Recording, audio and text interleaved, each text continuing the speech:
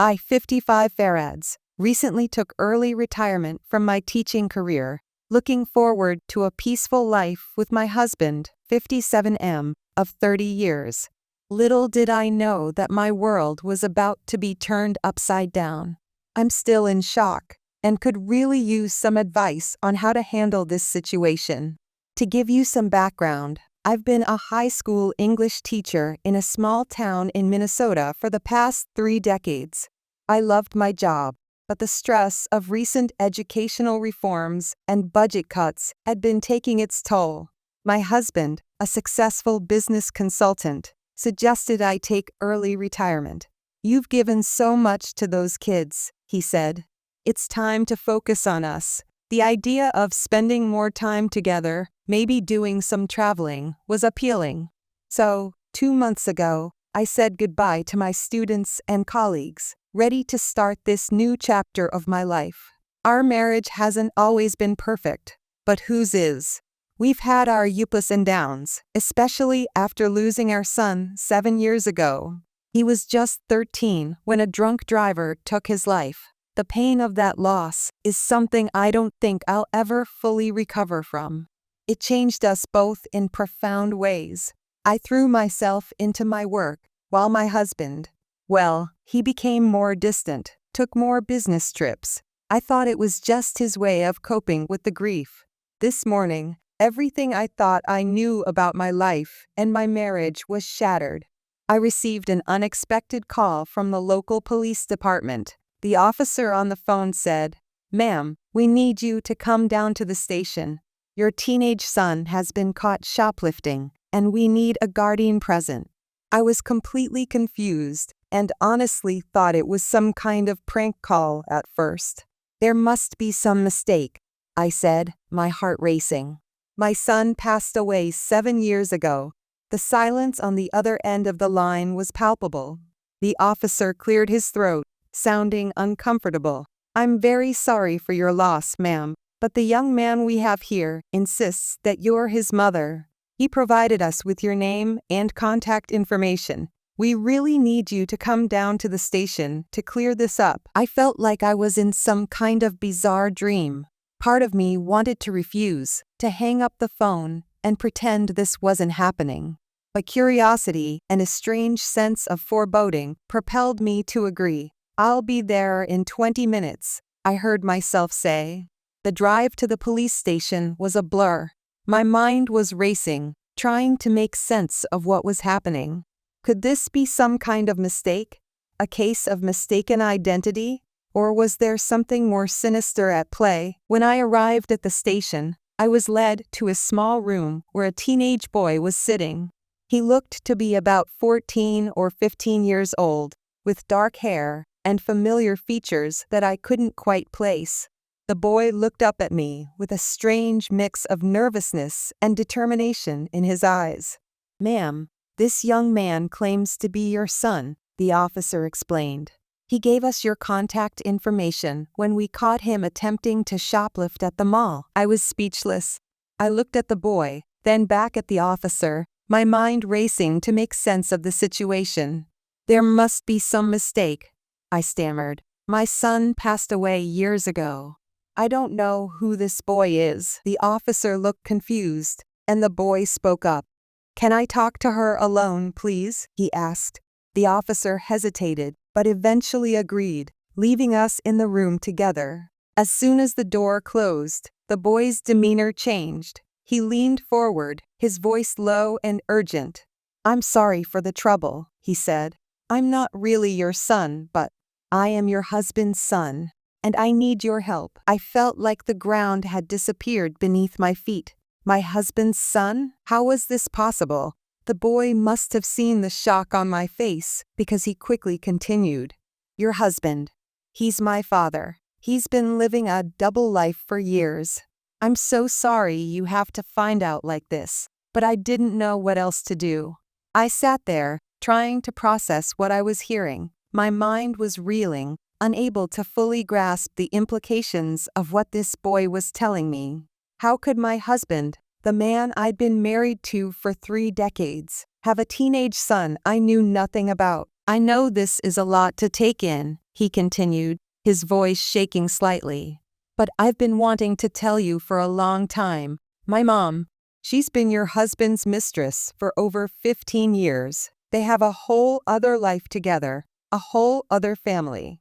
I'm sorry, but I couldn't keep it a secret anymore. As he spoke, memories started flooding back. All those business trips my husband took, sometimes lasting weeks. The mysterious phone calls he'd take in private, stepping out of the room with a hushed voice. The times when he seemed distracted or distant, even on special occasions like our anniversaries. Had I been blind this entire time? Why are you telling me this now? I managed to ask, my voice barely above a whisper. He looked down at his hands, fidgeting nervously. I couldn't take it anymore. The lies, the secrecy. It's been eating me up inside. Anne. He hesitated. I overheard my mom and your husband talking about taking advantage of your early retirement. They were planning to use your pension to buy a house together. I couldn't let that happen. I felt a wave of nausea wash over me. Not only had my husband been unfaithful for most of our marriage, but he was planning to use my hard-earned money to fund his secret life. The betrayal felt overwhelming. How long have you known about me? I asked, trying to keep my voice steady. He sighed. Pretty much my whole life. Mom always told me that Dad had another family, that it was complicated. As I got older, I started to understand more.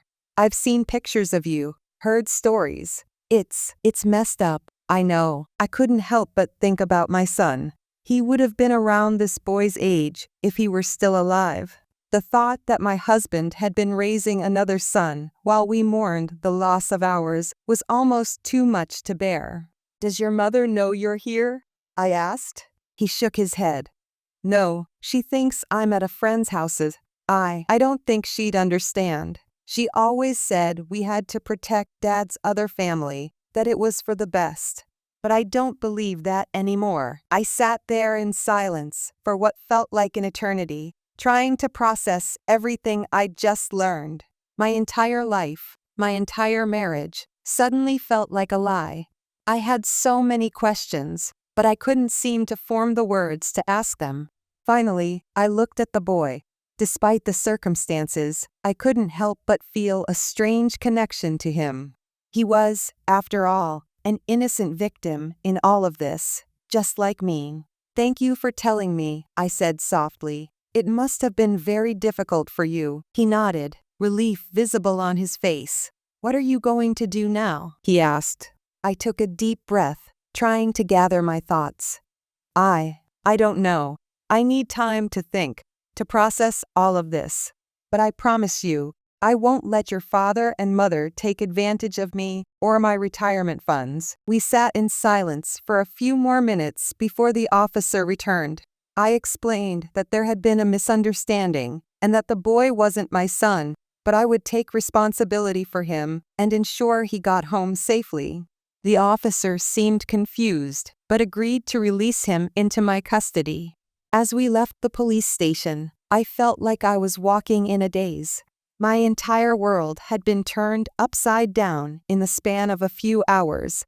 The warm summer air felt suffocating, and the familiar streets of our small town suddenly seemed alien and threatening. Where can I take you? I asked as we got into my car. He gave me an address, and we drove in silence for a while. As we neared his home, he spoke up. I'm sorry again for all of this. I know it's not fair to you, but I'm glad you know now. I nodded, unable to find the right words. As he got out of the car, I found myself saying, "Wait, here's my number. If you need anything, or if you have any more information, please call me." He took the piece of paper with my number, a look of relief on his face. "Thank you," he said, "and good luck." I watched him walk away, feeling a mix of emotions I couldn't quite name. Anger at my husband and his mistress, sympathy for this boy, and a deep, overwhelming sense of betrayal. Now, I'm sitting in my car, parked a few blocks from my house, trying to gather the courage to go home and face my husband. the house we've shared for decades, the life we've built together. It all feels like a facade now. How do I confront the man I've loved for 30 years about a betrayal of this magnitude? Part of me wants to rush in, to scream and yell and demand answers. Another part wants to pretend this never happened, to go back to the life I thought I had. But I know that's impossible now. The truth is out, and I can't unknow what I've learned. I think about the future I had planned, the travels we were going to take, the quiet retirement we were going to enjoy together. All of that seems like a distant dream now. Instead, I'm faced with decisions I never thought I'd have to make. Do I confront my husband immediately? Do I try to gather more evidence first? Should I contact a lawyer? And what about this boy? He's innocent in all of this. A child caught between two worlds. Do I have a responsibility to him now that I know of his existence? The thought of having a stepson I never knew about is both terrifying and strangely compelling. I feel lost, alone, and completely unprepared for what lies ahead. My entire identity as a wife, as a partner, has been shaken to its core. The man I thought I knew better than anyone in the world has been living a lie for most of our marriage. How do I even begin to process that? Reddit, I need your advice. How do I even begin to handle this situation? Should I confront my husband right away? Should I try to gather more evidence first? And what about this boy? How should I navigate my relationship with him moving forward? Any advice or support would be greatly appreciated. I feel like my entire life has been a lie, and I'm not sure how to move forward from here. How do I rebuild my life at 55 when everything I thought I knew has been turned upside down? Thank you for reading this long post. I'm sorry if it's disjointed or confusing. My thoughts are all over the place right now. I just need some guidance, some reassurance that I'm not alone in this. Has anyone been through something similar? How did you cope? What steps did you take? I never thought I'd be in this position, asking strangers on the internet for advice about my marriage. But here I am, feeling more alone and lost than I ever have in my life. Please, if you have any insights or advice, I'm all ears. I don't know what to do next, but I know I can't face this alone.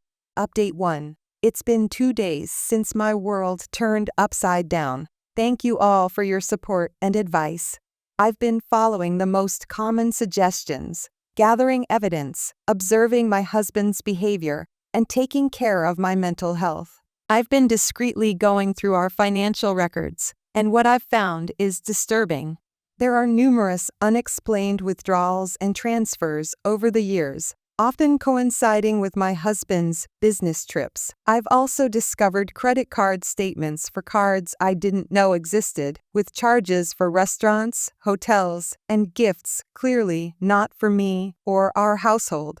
My husband's son has been incredibly helpful, providing dates of significant events in his life that correspond with my husband's absences. It's chilling to realize that some of our biggest arguments about my husband's work schedule coincide with his other son's birthdays or school events. He has shared photos with me, family vacations, holiday celebrations, even a few of my husband with the boy's mother. Seeing these glimpses of my husband's other life feels surreal. In these photos, he looks happy, relaxed. A side of him I haven't seen in years, especially since we lost our son. I've been trying to act normal while observing my husband. He seems oblivious to the fact that I know anything, which is painful. I've noticed he's been on his phone more than usual, often stepping out to take calls. Last night, I overheard him say, I know, I'm working on it. Just give me a little more time. Was he talking to his other family about using my retirement money? Managing my emotions has been the most difficult part. I swing between rage and sadness, with moments of doubt. Am I overreacting? The stress is affecting my health, so I've started seeing a therapist. I'm also grappling with my feelings towards my husband's son. He's a reminder of the betrayal, but also an innocent in all this. We've been texting regularly, and I'm learning more about his life. It's bittersweet. I can't help but think about the relationship I might have had with my own son if he were still alive. I'm torn about what to do next.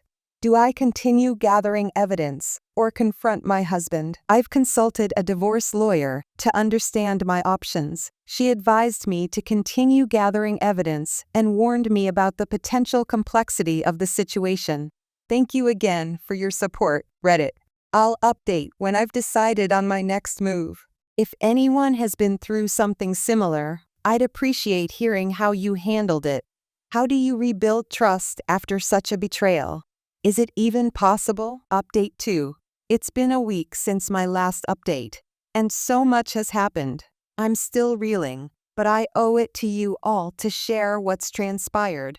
After my last post, I decided I couldn't continue living in limbo. The stress of pretending everything was normal while knowing about my husband's double life was unbearable.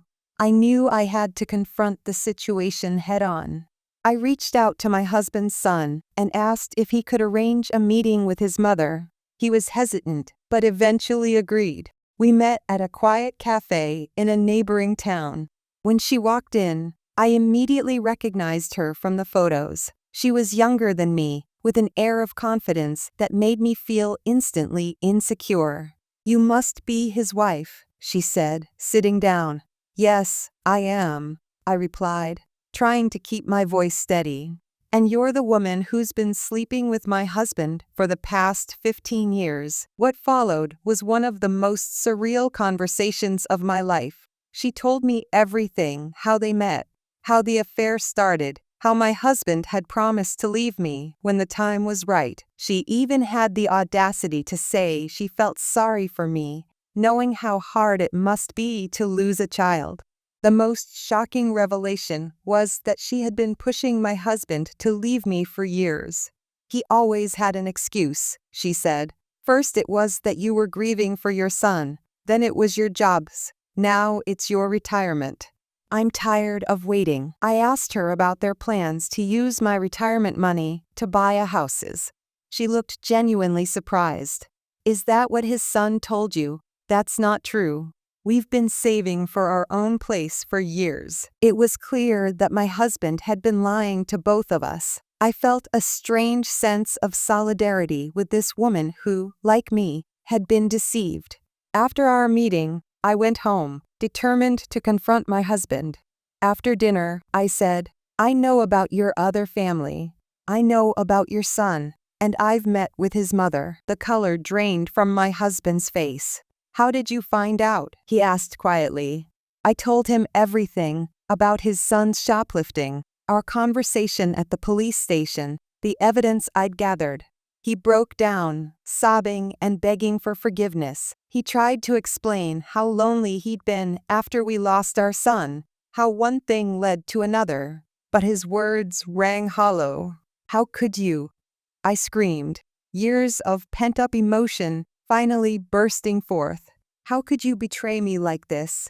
How could you raise another child while we were grieving for ours? How could you lie to me every single day for 15 years? He had no answers, just more tears and apologies. I told him I wanted a divorce. He didn't argue, just nodded sadly. "I'll move out tomorrow," he said. The past few days have been a blur. My husband has moved out. I've been in touch with my lawyer, starting the divorce proceedings. His son has been texting me regularly, apologizing for the upheaval he's caused, and thanking me for being kind to him despite everything. I'm still trying to process everything. One moment, I feel strong and empowered, ready to start my new life. The next, I'm overwhelmed with grief for the marriage I thought I had, for the future I'd planned.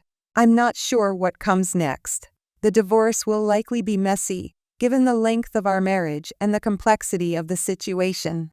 I'm worried about my financial future, about being alone at my age.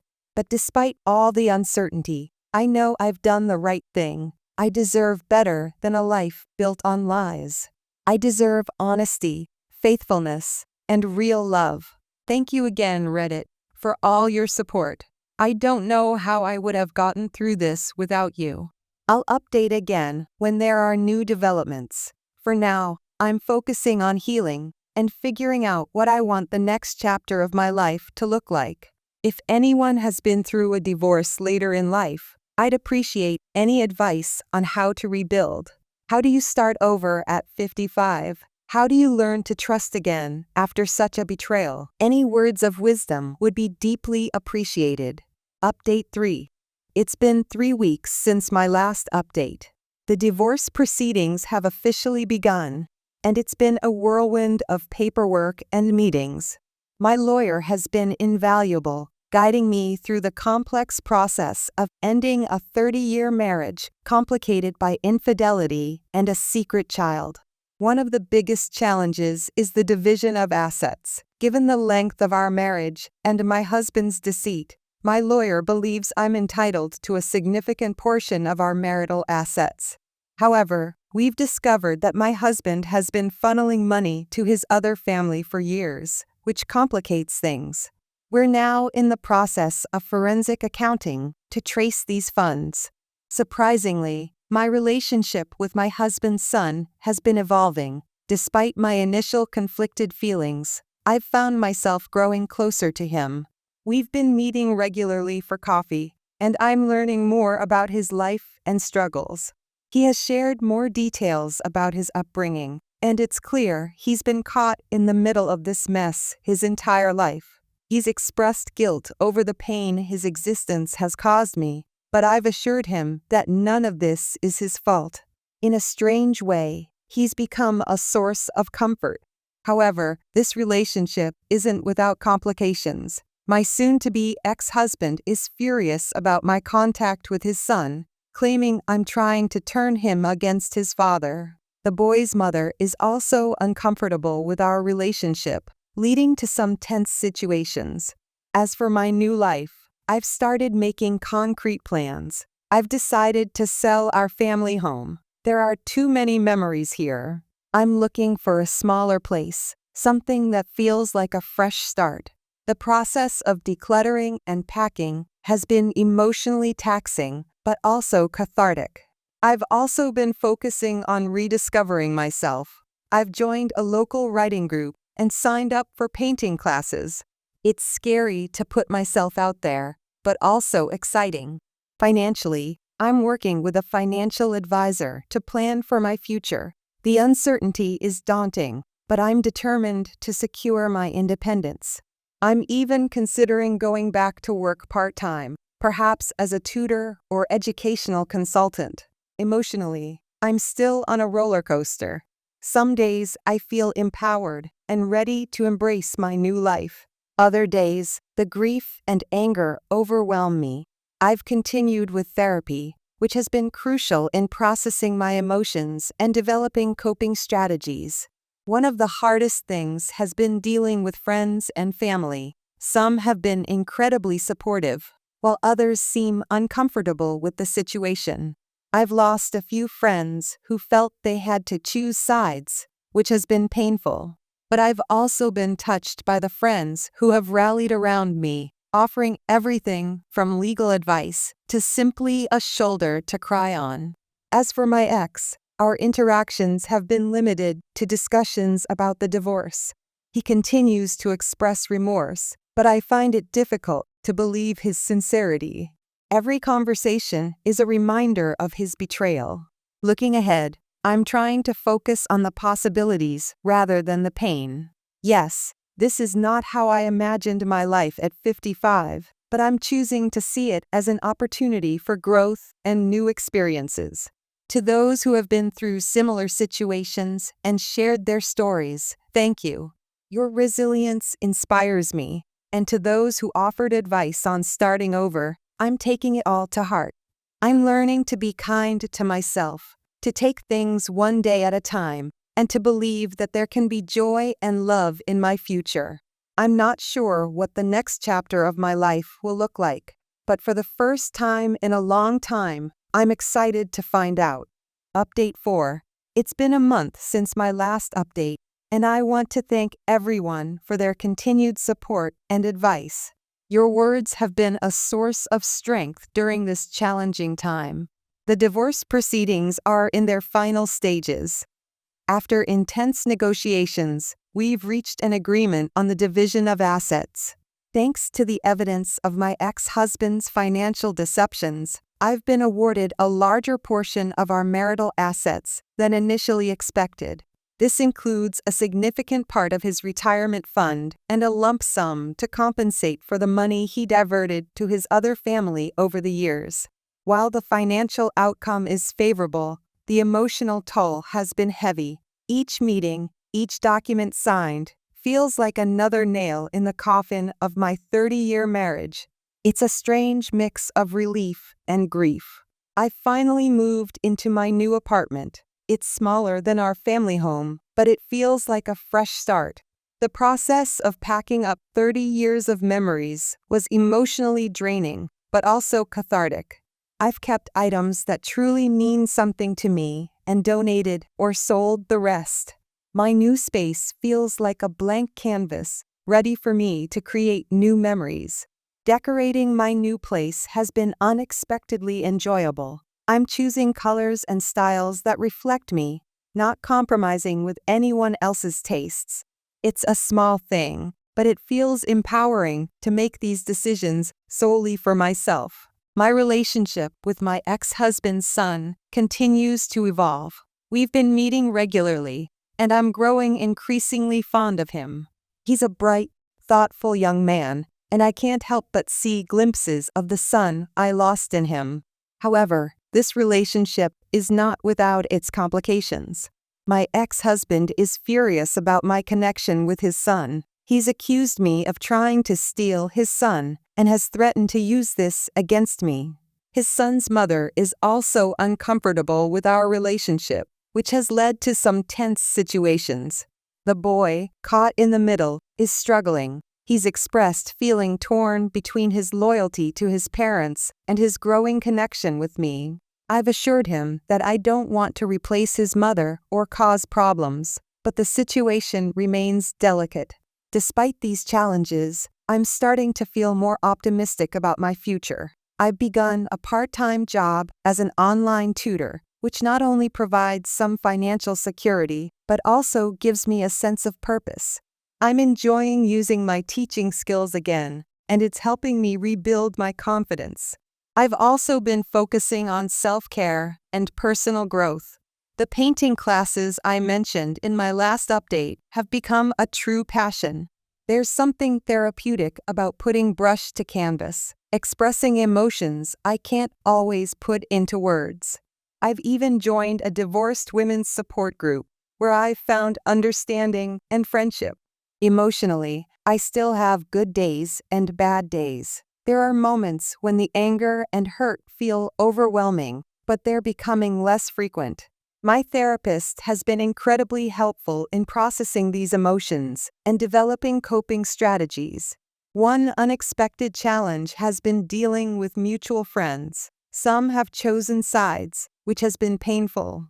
Others seem uncomfortable around me, as if divorce is contagious. But I've also been touched by friends who have rallied around me, offering support in ways I never expected. As for my ex, our interactions are now limited to discussions about finalizing the divorce. Each conversation is a reminder of his betrayal, but I'm getting better at maintaining emotional distance. I'm focused on securing my future, not dwelling on the past. Looking ahead, I'm both nervous and excited. At 55, I never expected to be starting over, but I'm trying to see it as an adventure rather than a setback. I'm rediscovering who I am outside of being a wife, and I'm surprised by the strength I'm finding within myself. To those who have shared similar stories of starting over later in life, thank you. Your resilience and positivity inspire me daily. And to those who are just beginning this journey, know that it does get better. It's not easy, but there's light at the end of the tunnel. Thank you again, Reddit, for being a source of support and wisdom through this journey. I'll update again as things progress, but for now, I'm taking it one day at a time and looking forward to what the future holds. Update 5. It's been 3 months since my last update, and I can hardly believe how much has changed. Today, I'm writing with a sense of closure and, surprisingly, hope for the future. First and foremost, the divorce is finally official. After months of negotiations, paperwork, and emotional turmoil, it's done. Seeing my marriage of 30 years legally dissolved was bittersweet. There was sadness, of course, but also an overwhelming sense of relief. It feels like I can finally close this chapter of my life and truly move forward. The financial settlement was fair, thanks to my lawyer's diligence and the evidence we gathered. I've secured my retirement funds and received compensation for the years of deception. While money can't heal the emotional wounds, it does provide a sense of security as I build my new life. Speaking of new life, I'm fully settled into my apartment now. It's become a true reflection of who I am, filled with books, art supplies, and mementos that bring me joy. I've even started a small herb garden on my balcony, something I've always wanted to do, but never found the time for before. My part-time tutoring jobs has blossomed into a full-fledged online teaching career. I'm working with students from all over the world, helping them with English literature and writing.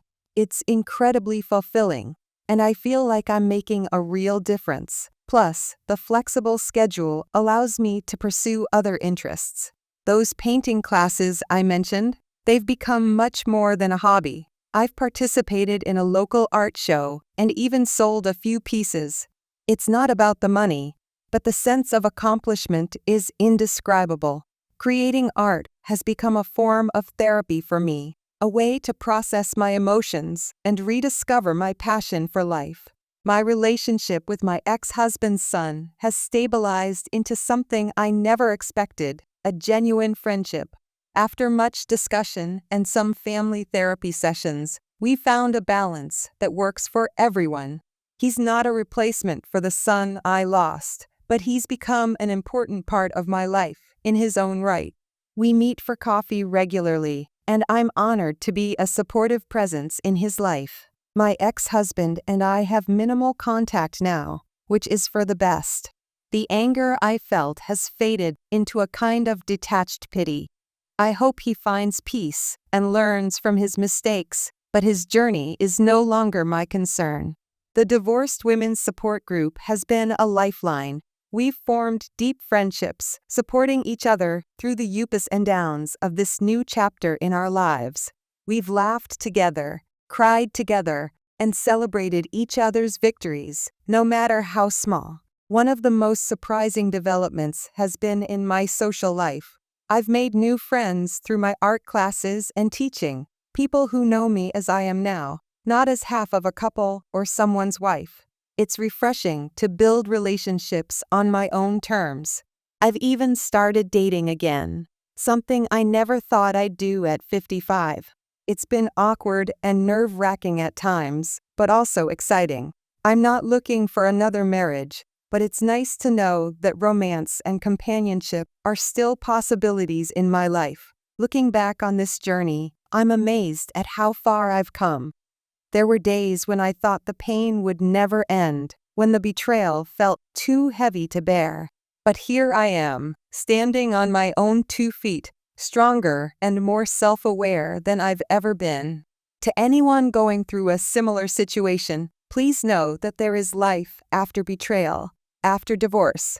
It's not an easy road, but it's one worth traveling. You're stronger than you know, and there's a whole world of possibilities waiting for you on the other side of this pain. Thank you, Reddit, for being there through every step of this journey. Your support, advice, and kind words have meant more than you can ever know. While this is my final update, I'll carry the lessons I've learned here with me always.